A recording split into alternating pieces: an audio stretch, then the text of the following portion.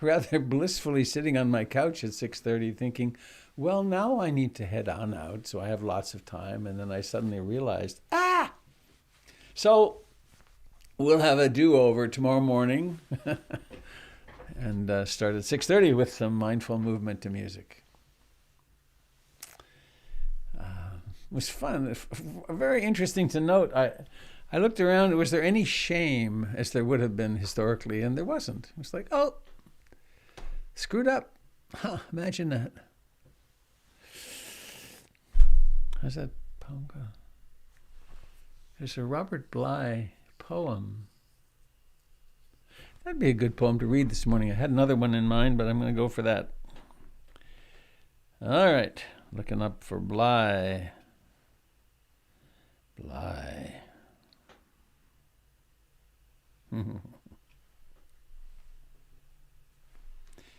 Things to think.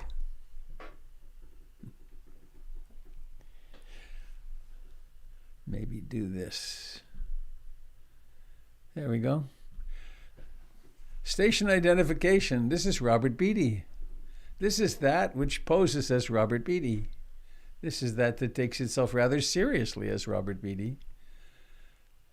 I am a flash, a momentary presence here on the earth, and I'm glad to be here at the same time as you. And this is a broadcast of the Portland Insight Meditation Community. And you can find out a great deal about us and about meditation and Buddhism and the Dharma at portlandinsight.org. Okay. Things to think. Think in ways you've never thought before. If the phone rings, think of it as carrying a message larger than anything you've ever heard. Vaster than 100 lines of Yeats. Think that someone may bring a bear to your door, may be wounded and deranged, or think that a moose has risen out of the lake, and he's carrying on his antlers a child of your own whom you've never seen. When someone knocks on the door, think that he's about to give you something large, tell you you're forgiven, or that it's not necessary to work all the time, or that it's been decided that if you lie down, no one will die. I love that last line. How bold to take a break and sit. Think in ways you've never thought before. If the phone rings, think of it as carrying a message larger than anything you've ever heard. Vaster than 100 lines of Yeats. Think that someone may bring a bear to your door, may be wounded and deranged. Or think that a moose has risen out of the lake and he's carrying on his antlers a child of your own whom you've never seen.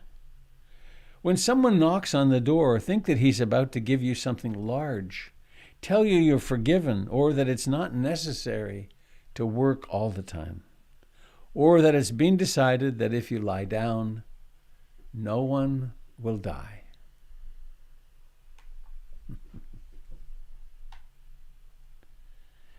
I think I want to share the poem that I had intended for this morning as well.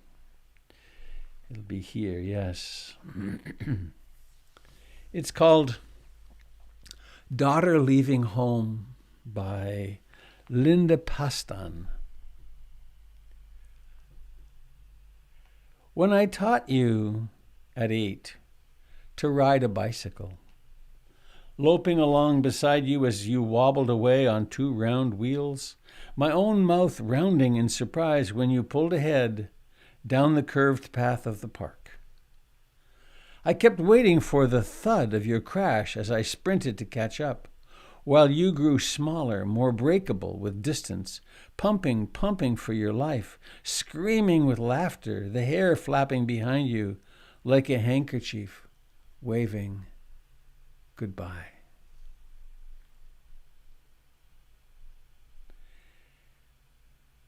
To a daughter leaving home. When I taught you at 8 to ride a bicycle, loping along beside you, as you wobbled away on 2 round wheels, my own round mouth in surprise when you pulled ahead down the curved path of the park. I kept waiting for the thud of your crash as I sprinted to catch up, while you grew smaller, more breakable with distance, pumping for your life, screaming with laughter, the hair flapping behind you like a handkerchief, waving goodbye.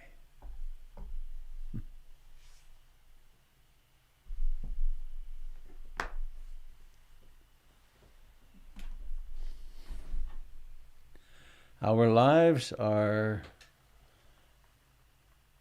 nothing but change. Hence we can call them life. The one characteristic of life is that it is in flux, constant change.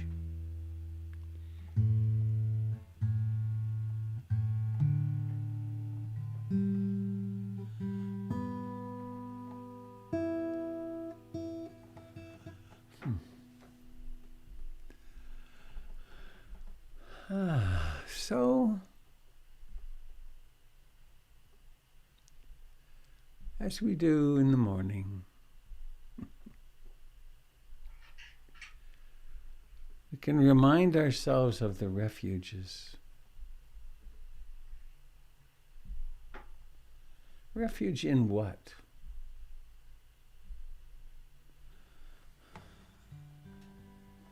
Refuge in what's real.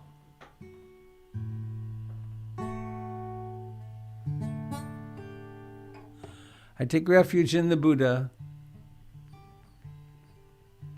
in being awake.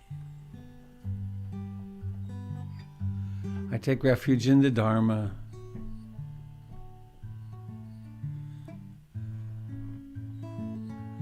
What we discover to be true when we somehow or another pull our heads out of the clouds of fantasy and fear.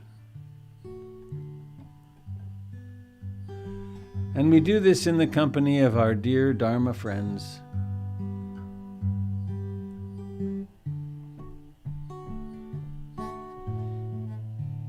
In the community of all life. I take refuge in the Buddha, the one who shows me the way in this life. Namo Buddhaya, Namo Buddhaya, Namo Buddhaya.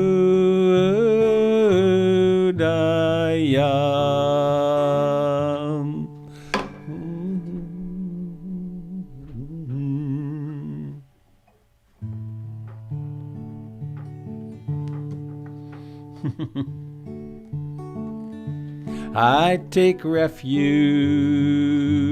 in the Dharma, the way of understanding and love.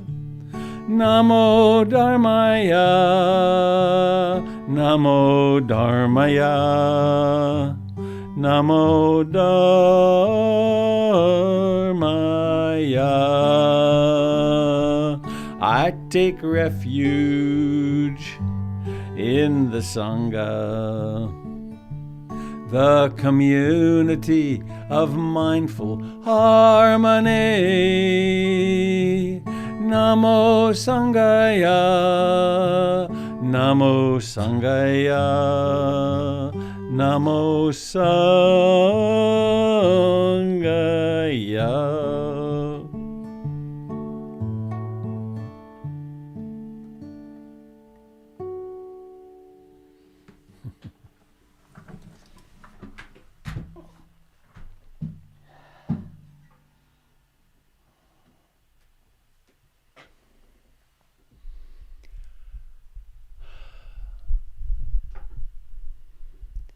We have the container of the refuges and our fine intentions. I intend to be awake. I aspire to love and accept myself exactly as I am in this moment.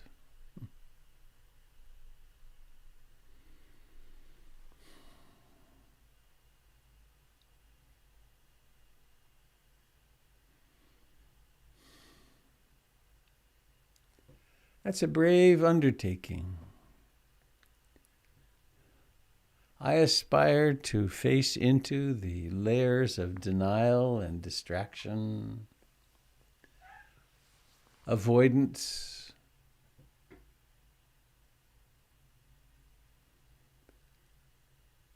and come into incarnation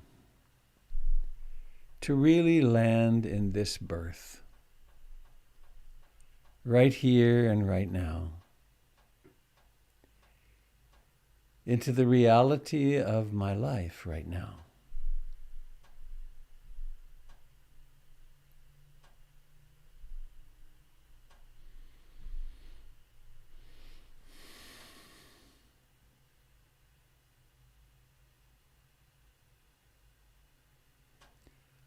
Whatever the mood is in this moment,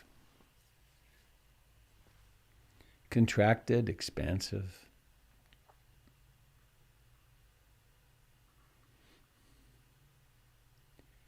pleasant or unpleasant,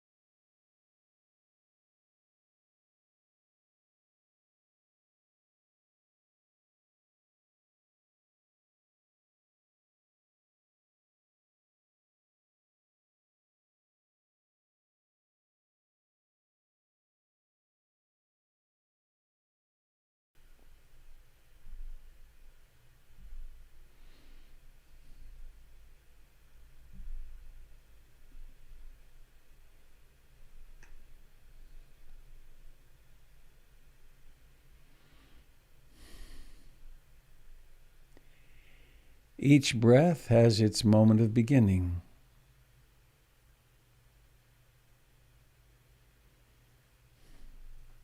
It's always like this as long as we're alive.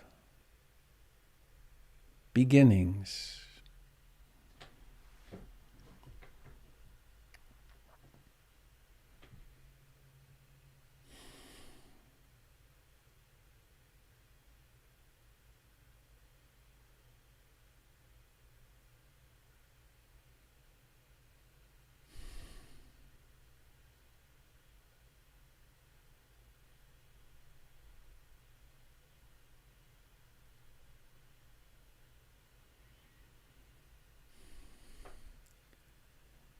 And the beginning gives way to rising, to expanding, all the way to fullness.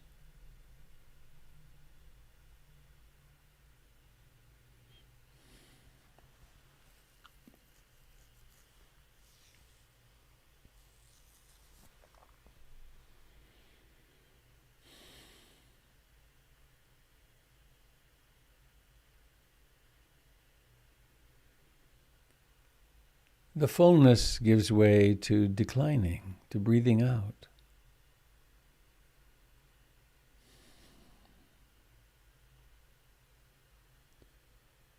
And then breathing out vanishes.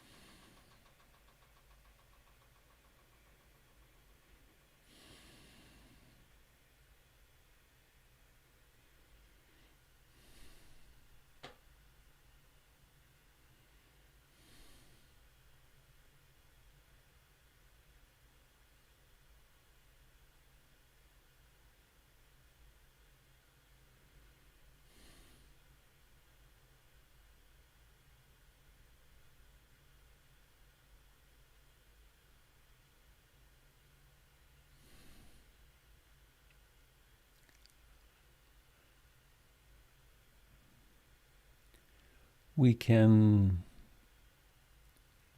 open the field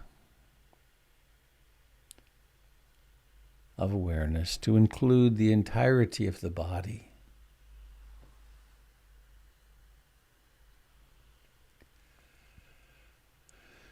The aliveness of the feet and the legs, temperatures, sensations, contact, pressure. The life of the pelvis.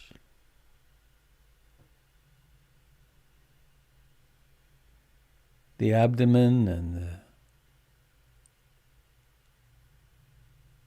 center of breathing, the solar plexus, the diaphragm,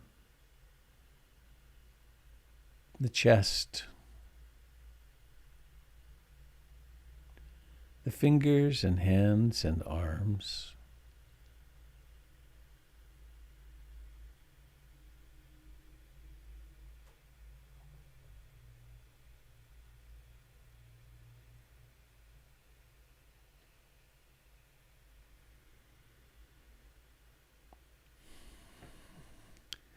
including the face, the hands and arms,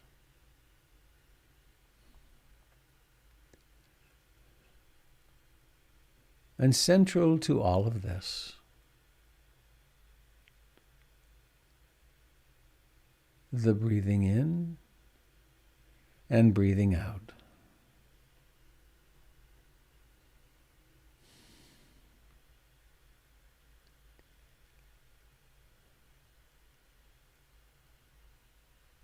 And we could check, is it you that's breathing, or does the body breathe all by itself?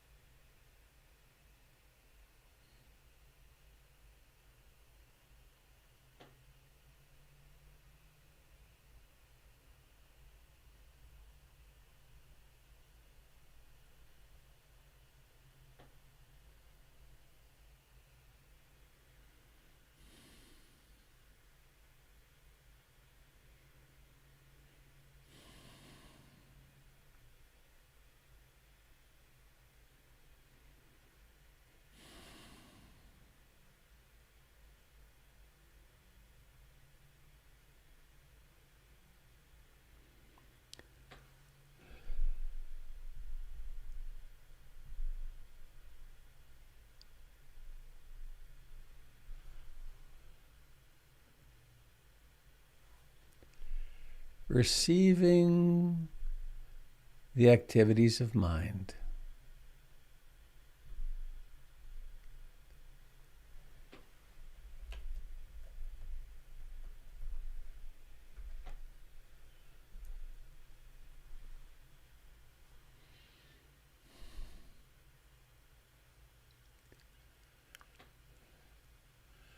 Letting go of the need to do anything.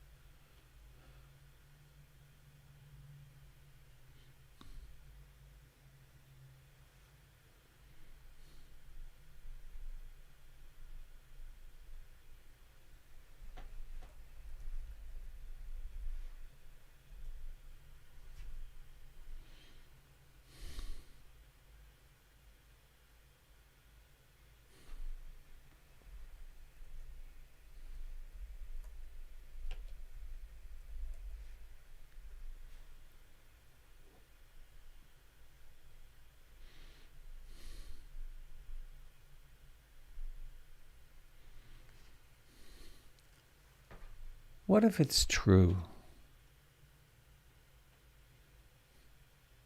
that the past and future are fantasies?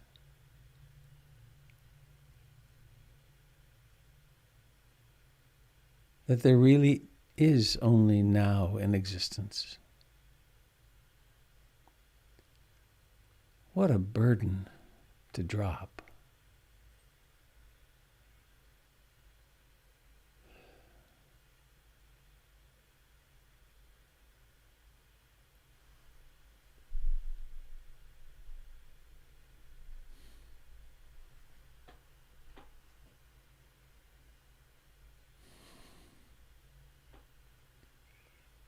This breathing in right now.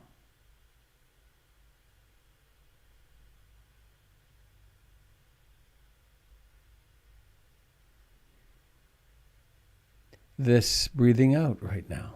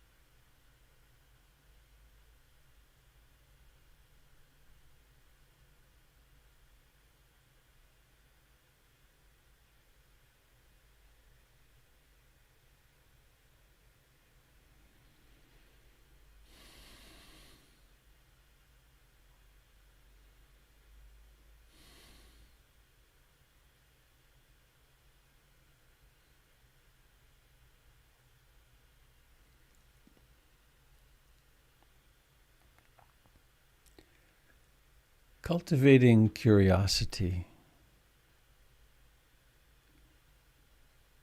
How does it happen that the mind gets caught in fantasies of wanting, of desire?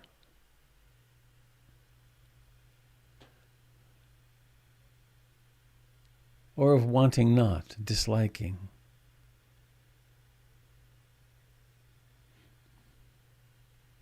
How is it to awaken in the midst of restlessness and agitation?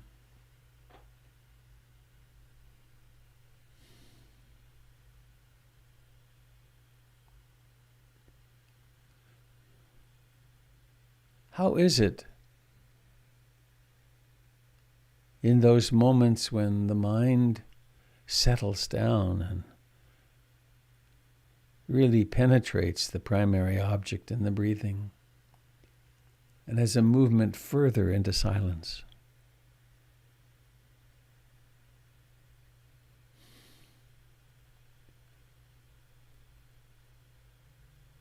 What is it that's happening when sloth and torpor is in the ascendancy?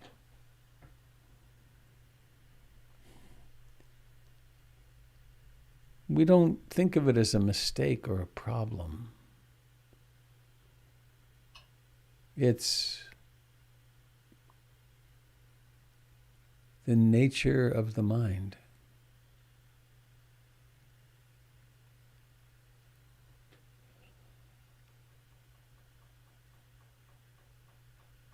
When emotions arise, where do they exist in the body? What thoughts come with them or provoke them?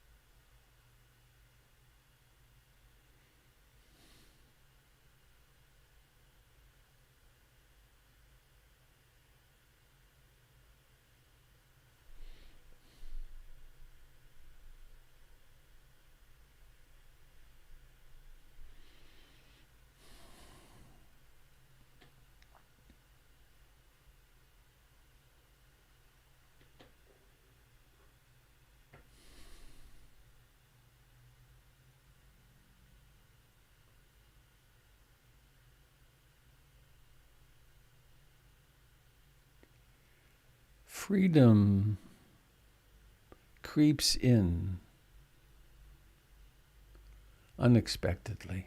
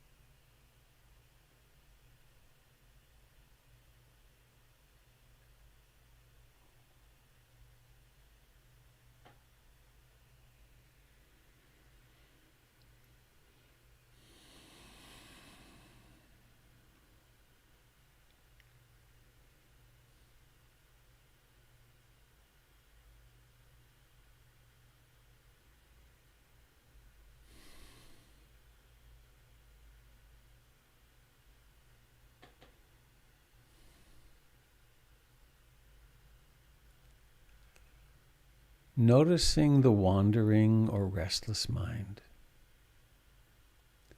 frees us from identification with it.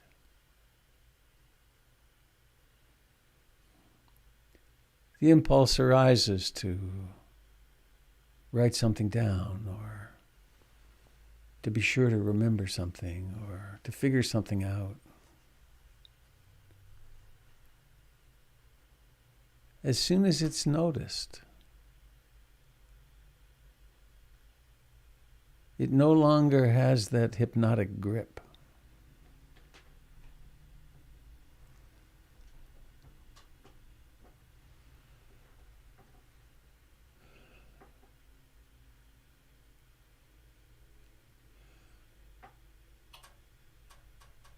It is hard work, of course, sometimes. The personality is very convincing.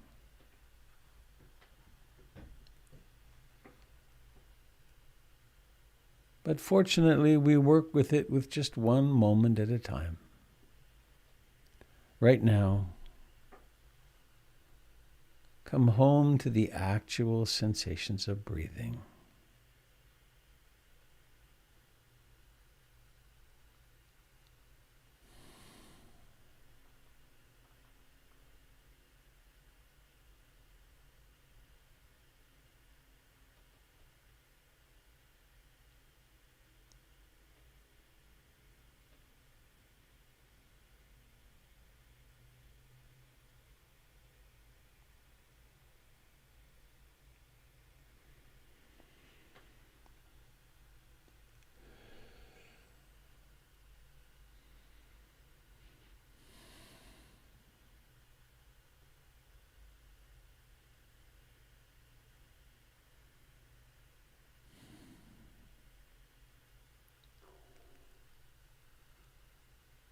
And please now let us touch into that part of us that longs to be loving and loved,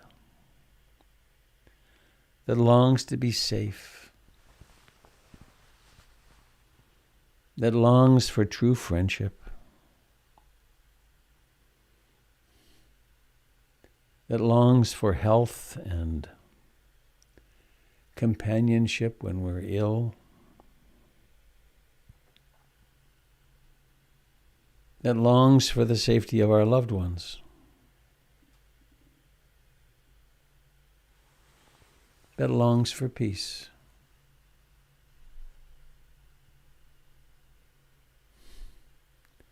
Validating, encouraging.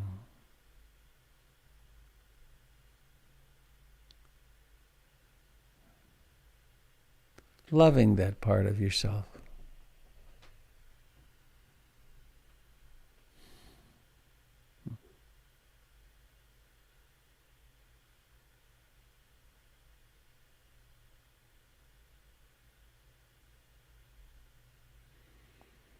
Perhaps there are some words to accompany this. May I be happy. Or I accept my potential for happiness. May I be free from all forms of suffering.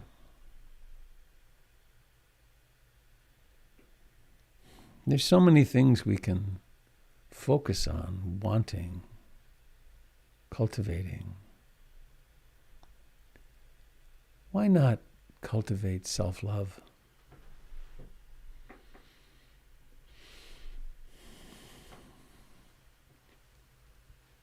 And bringing this same practice now to the people in our little group, our little pod of consciousness. Is there a wish, a longing, a blessing you would offer that would be comforting to you to offer?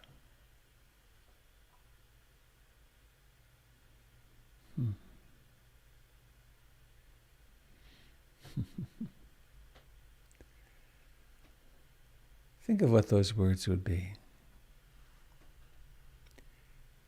And if you're in a context, one of the couples here in our community, you could offer these words to each other now or later. Being bold in our wishing each other well.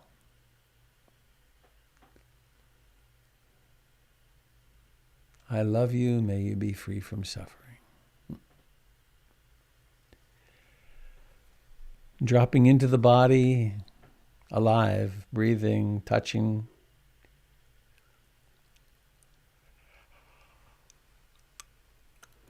Coming to the face and the aliveness of the eyes, and then with this prayer, blessing in your heart, our hearts, let's let our eyes open and see each other. Seeing.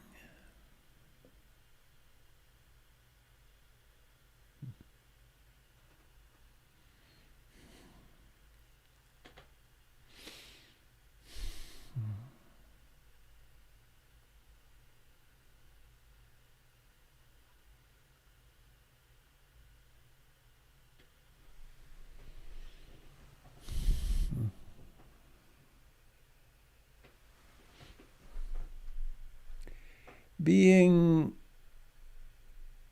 alone in our separate bodies has some great advantages. It also has a profound separateness experience.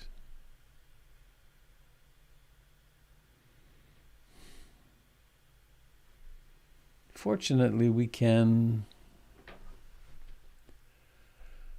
go beyond this inwardly.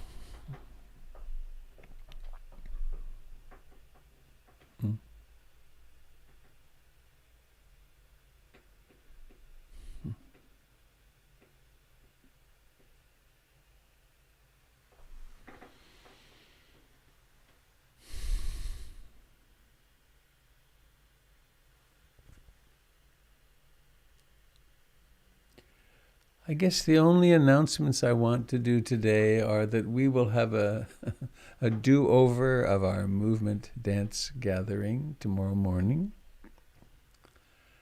And also this Sunday coming up, Doyle Banks will be teaching in my stead at 10 o'clock. I will be on retreat at Hollyhock. There are still 4 places available on the Hollyhock retreat as of yesterday afternoon. And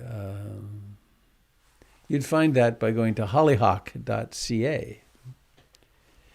and looking for it.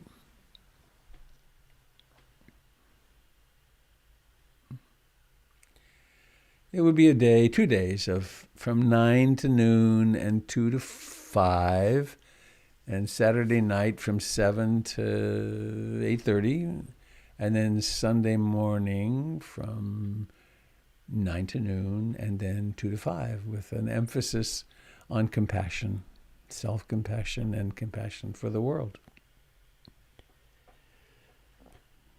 On Saturday, the competing workshop is Kendall and Gary Sanders through PIMC. So enough of that. Please, have you a question? Have you something you'd like to share? Songs of transformation.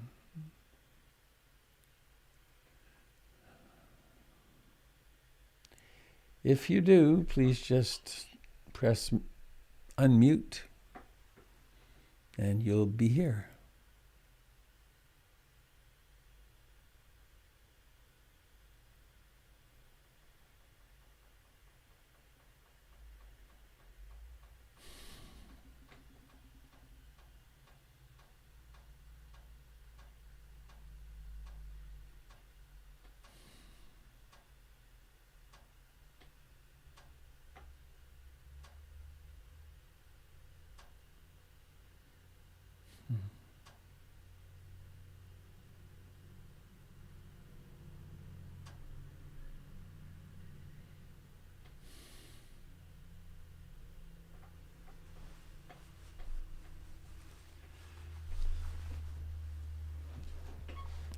I'll be right back. I need to get my blanket.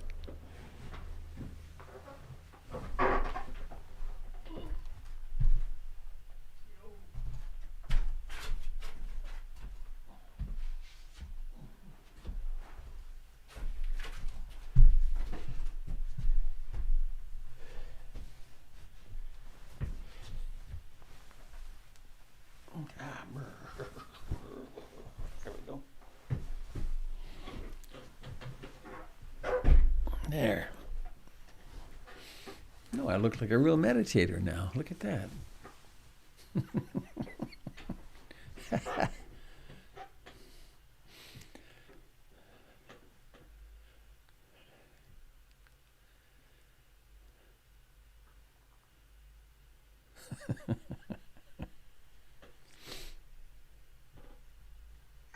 Hello, it's Denise.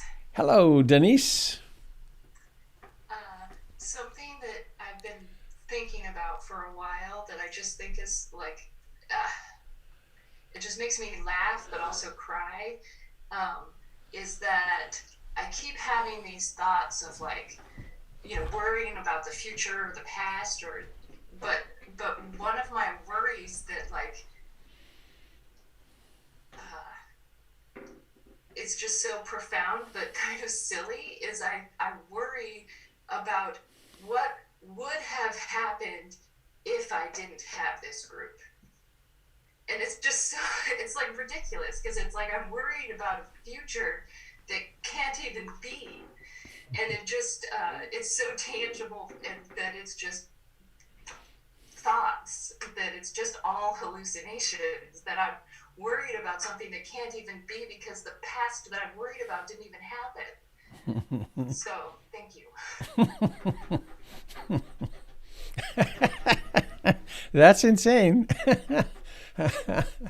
And I know it well. Isn't it funny that our minds can do that? What if and what if? Yeah, well, you have kids. I remember watching, well, I forget the age, but someone taught me that with rare exceptions, all those ridiculous questions that children ask, they're real questions for them. And then they hit, is it puberty? And I forget anyway, but all the what if questions. Well, what if this and what if that and what if it's like, don't stop. I can't stand it. I can't hear another what if question. But that's an interesting thing that's part of us, isn't it? And it seems as though you have a wonderful view of it, and so you're not suffering too much with it. And it will, of course, fade away. Right. It was very strong a few months ago, and now I look at it and I can look at it as what it is instead of this intense fear. Yeah. Yeah, lovely. Thanks for sharing that. Hi, Robert. It's Dave Mayer. I, I wasn't going to do this, but Denise gave me permission. Talk about insanity. I had a dream last night that I'm still wrestling with, and I dreamt that I was meditating, which it was obviously infused by your description yesterday. I have this image of you doing this, of the interplay of anicca, dukkha, anatta. And in my dream, and I use the pronoun I for lack of anything better, or awareness, had such surgical precision in attention to be able to focus with micro neural knobs of focus only on the immediate cascade of nows that come by in infinite measure, the immediate cascade, and was able to move the awareness edge to exclude any reference to the past. So that it's only now. And so things like rising and falling were not concepts, because rising involves comparison. And so there was only this, and legs disappeared, and body disappeared, and ego disappeared, and it was like this white noise of a TV station that's off the air. There was nothing. There was just unperceived anything. And the neural knob moved over to admit some awareness of past in the now, and suddenly everything that has happened before became apparent in now, so that the legs reappeared, and I was able to perceive that the I that I know, as you like to refer to it, is this narrative perceptual history of what's gone before, a pair of sunglasses and a hat and a coat that you put on, and that it's not all of experience, it's just a perceptual filter seasoning of everything, and that it can be, with the neural knob, just seen as a small part of experience, and that somehow I had this appreciation of karma, that everything that has happened before up till now informs now, and that now is a bridge to the future of fueled by karma.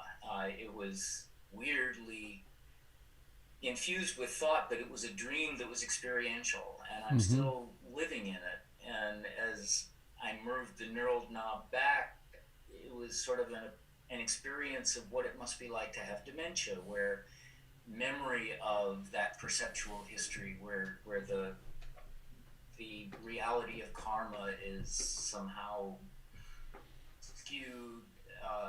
It was a profoundly weird dream. Just the idea of dreaming that I was meditating, I'm having a hard time wrapping my mind around.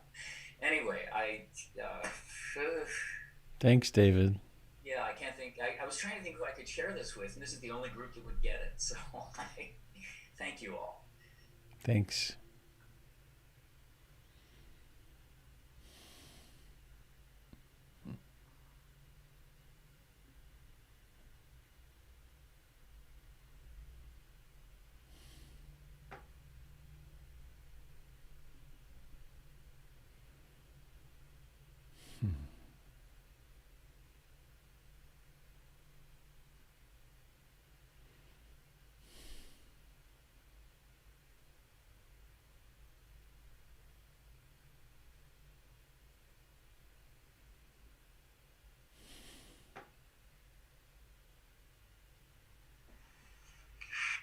Hello, everyone. It's Trina. Hi, Trina. I thought of a Okay. It's a gatha from Titningham, and I was thinking about it, and then when Denise was talking about worrying about the past or the future and what's yet to come and things that already happened, it made me think of this song, and it goes like, happiness is here and now. I have dropped my worry, nowhere to go, nothing to do, no longer in a hurry. Happiness is here and now. I have dropped my worry, nowhere to go, nothing to do. I don't need to worry.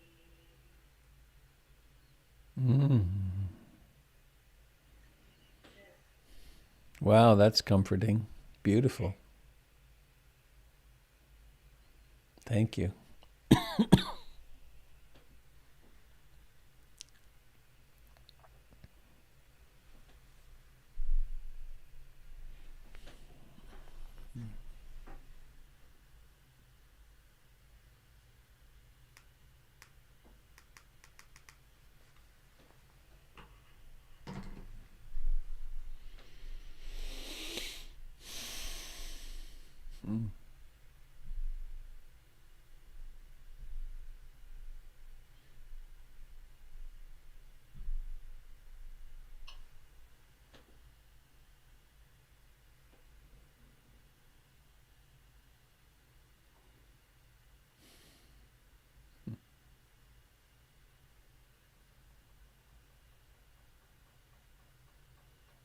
Robert, could I ask you to make sure to post the daughter on the bicycle poem to your blog? I could really use that.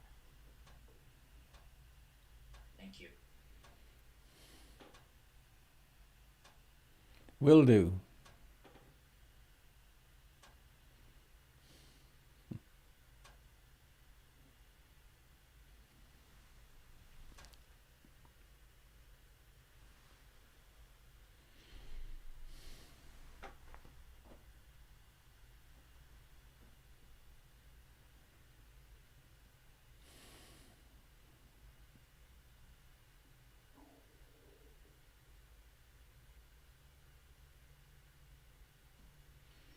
Hi, Robert. Hello, Mr. Jill. Joe. Hi. You know, I'm just reflecting this morning on why it is that I seem to need so many reminders of how to live mindfully. You know, how many years have I been trying to? And I just wonder, are we particularly dense as humans that we need to keep hearing the same things over and over and over again and keep catching ourselves? I mean, I woke up from a dream this morning where I was debating what I had kind of fallen asleep with, scrolling through the internet at a Black Friday sale, the last day of Cyber Monday, debating on a jacket for my son, knowing it was just something he doesn't need. And I woke up dreaming about this. And I laid there thinking, oh, God, what has my life come to? That I would even spend one iota of life energy mulling and thinking about these things. And it was good incentive to get up this morning. Mm-hmm. Well, I had several associations as you were speaking. I once had a chiropractor a long time ago. He was doing something with my head, and he said, Robert, you have the thickest, boniest head I've ever had my hands on. And I thought, well, that explains a lot. But if we were to look at it from an evolutionary biology perspective, We humans are a very recent emergence. The neocortex is a very recent emergence, and we ride the neocortex rides upon a mammalian frame, and there are a lot of likes and dislikes and impulses, and then there's all this emotional stuff and the effect of hormones. I've had the privilege, catastrophe of living with 3 separate women through menopause. I picked my timing perfectly, and I have such respect for hormones. How they're not under our control. They do their thing. And so I think that the work of awakening to be responsible adults in the face of greed, hatred, and ignorance, it really is at least one lifetime task. But that it's doable at all is stunning. And I've seen in myself, and I've seen in others, the impact of weeks, months, years, decades of meditation, and how people really do become more loving and kind, and able to deal with life and death really very differently. But it does take a lot of remembering and supporting each other. Buddha, Dharma, Sangha. I take delight in seeing you there by that fireplace that I know so well. It's beautiful. How cold is it outside this morning? Oh, it's actually quite depressing in that a huge storm was swept up from the Gulf of Alaska. Uh-huh. Big warm front. Oh. It's already up to 0 and it's supposed to go up to +9 today. Wow. We've had a month of just incredible snow and skiing, and so we're all quite depressed about this big meltdown. Wow, that's 80 good. kilometer-an-hour winds. Wow. Yeah, so it's not very cold this morning. I see. Jill is coming to us from a little south of Whitehorse in the Yukon. Yeah. So we're only about 100 miles from the, Skagway. Right. Northern tip of the Gulf of Alaska. So it can bring in lots of rain. It is supposed to be raining today. If that had all been snow, it would have been fantastic. Yeah. But anyway, in reflection of what you've said, I suppose that means that one should be grateful for having any awakening rather than constantly chastising oneself. Absolutely. This collection of human beings here, this was 91 people this morning.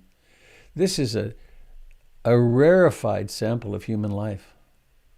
To actually be spending time to develop mindfulness almost never happens. And that's why this is not and has not ever been a mass movement.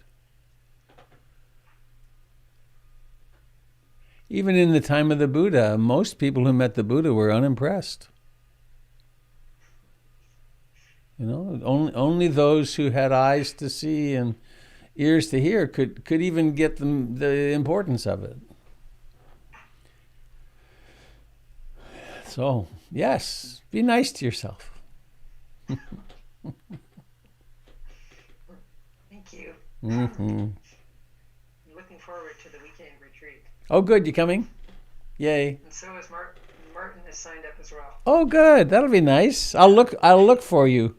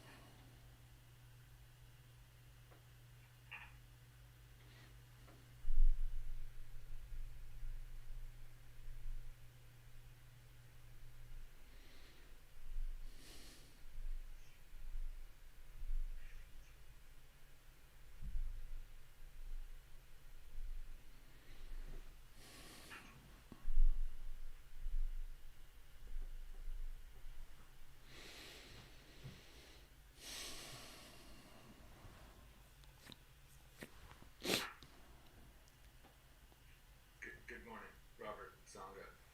Brian, Hello, Brian. good morning. I'll jump in here. Thankfully, I'm not following right behind Trina's beautiful song. I wanted to give a little distance between that. It's a tough act to follow for sure. I was too sort of struck by the poem this morning from about the girl on the bicycle. And last night, so I have three kids. A 22-year-old son, a 20-year-old daughter, and a 4-year-old daughter, which speaks to my specific insanity, I guess. My 20-year-old daughter is she goes to school up in Evergreen, and I was on a text thread last night with my mother-in-law, or a phone call, excuse me, and she had sent out a text thread, asking what we wanted for the holidays, and my daughter had replied that what she wanted was for my mother-in-law to give funds to the migrant workers of Central California who are particularly suffering through COVID. She didn't want anything. Please send a donation and support to them. And it started this whole conversation just about how very proud I am of her as just as a human being, and who she's becoming. And I reflected back that when COVID started, it was in such a frenzy, and she was living with someone, and she wanted to take a job for the campus and move in the middle of it, and the job was definitely sort of a move up in responsibility, and I didn't want her to. I wanted her to come back, and I was so worried about hospitals being overwhelmed and just kind of caught in the fear of it, but she really had to go off and be her own person, and I had to let go of that girl on the bike, right? I had to let her kind of go on her own path, and it just worked out so well for her, and it's just kind of through the meditation this morning, my wandering mind kept going back to what amazing teachers they can be, right? On so many levels, and it's not just a lesson of letting go, but I don't know, even at 20 she continues to really educate me on so many matters that mean a lot to me, and it's really pretty amazing. So anyway, that was my long-winded share. Probably thanks everyone for sitting through that. I heard no long-windedness, and I'm touched.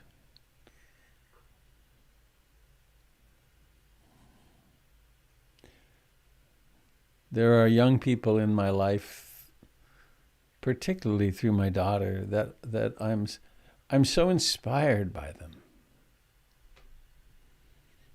In their mid-30s, just so committed to the welfare of all beings in their own ways. It's quite something. It's really pretty amazing. And, there are just so many social issues that, things that I was concerned with, but still not very educated with. Gender issues just pops to my mind, and how she was really able to, from a much more nuanced and really educated perspective, sort of, educate me. It's, I don't know, it's just so impressive to me, and obviously fills me with so much pride. I would like to share with 90 people here or whatever. So, again, thanks for listening. Thank you.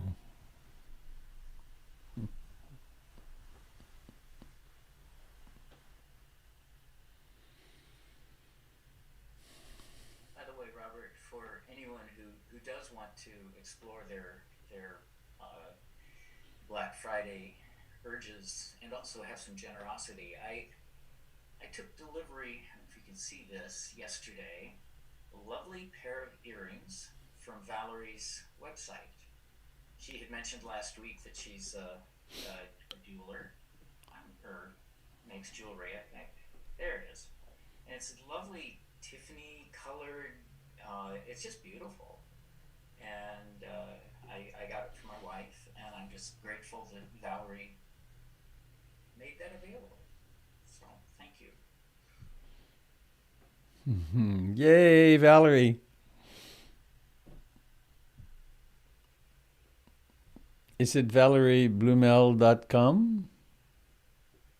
He was so sweet. He looked up my website and he ordered them and then gave me feedback when they showed up. I mean, it was just super generous. So thank you, Dave.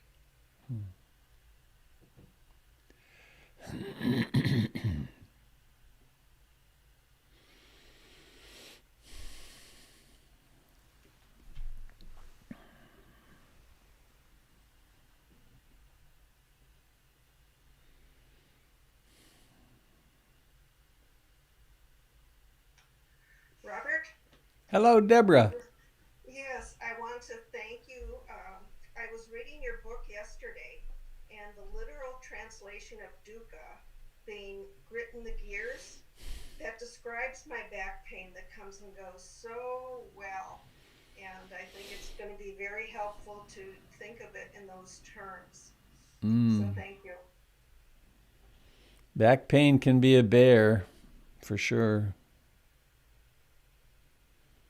Grit in the wheels and the bearings and gears. I'm glad the book is being of service.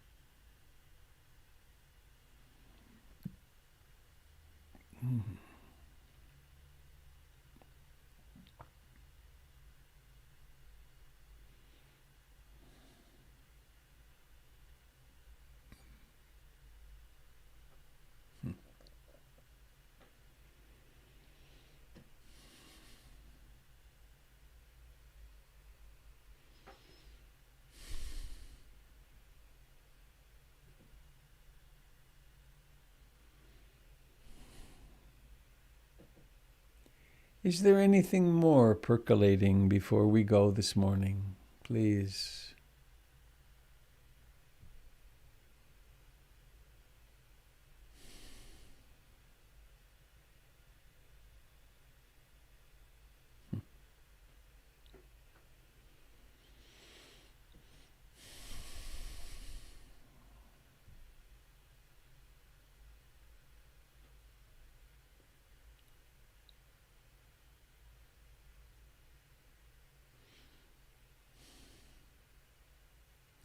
I love the pregnant silence,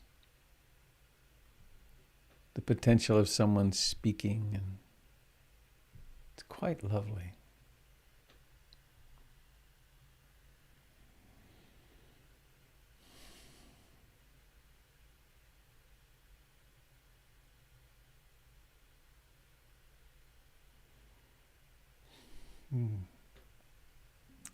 Well, please unmute if you like.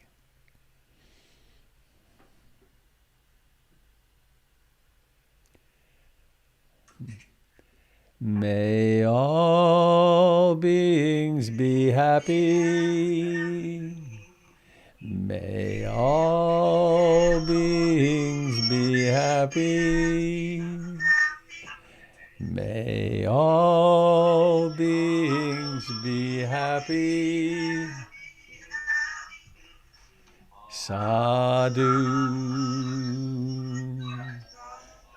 sadhu, sadhu.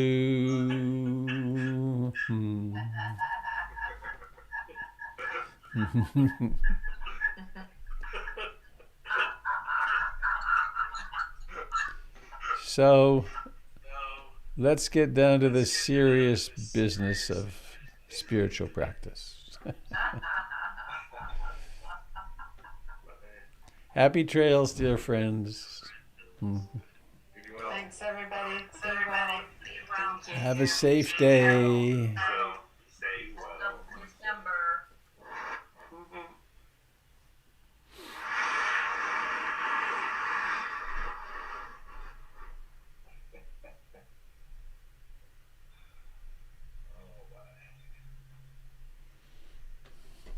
sure if Francine moved her computer or her house. It sounded like she was moving her entire house.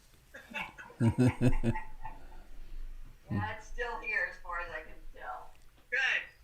But when I opened my eyes this morning, I looked out on the street and there's a coyote walking just right on the corner. It was awesome. Scrawny looking guy, and all I could think is, well, now there's that. So, not sure where he was going to get his next meal. Cats. Good day, all. Take care of your coyote. Yeah, my coyote friend. Yeah. Ciao. Good. Bye. Goodbye, dear friends. Lovely to see you. Bye. Hi, Robert. Bye, Alethea.